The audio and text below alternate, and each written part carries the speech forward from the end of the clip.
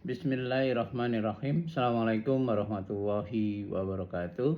Alhamdulillah hamdan katsira thayyiban mubarakatan fi. Allahumma sholli ala Muhammad wa ali Muhammad wa ala anbiya'i wal mursalin. Batuk, ya.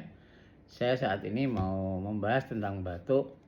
Saya tidak membahas tentang konsep bagaimana orang itu bisa batuk, faktornya apa saja dan lain sebagainya.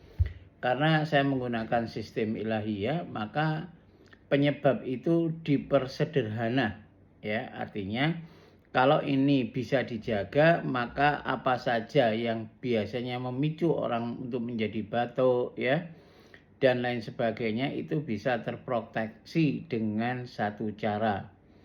Yang saya pelajari, ya, bahwa batuk itu seringkali diderita, ya, oleh orang-orang yang dimana di sini, ya, dari mulut sampai, ya, bisa percabangan, ya, paru atau sampai ke paru. Karena batuk itu juga bisa cerminan dari sakit paru, alergi, asma, ya, maupun yang lainnya.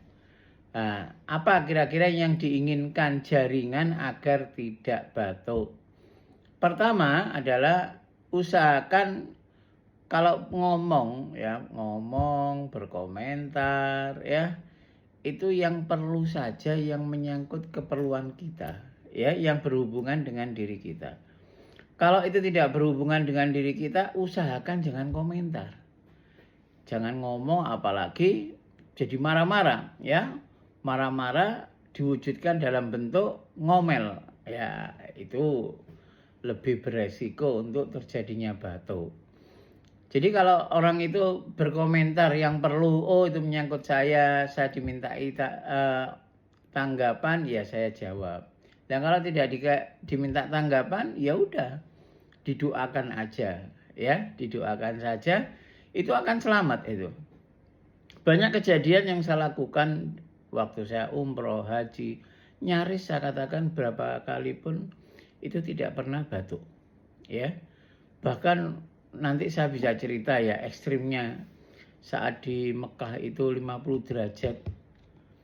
Tapi kenapa rombongan saya tidak batuk? Salah satunya itu adalah menjaga omongan, ya.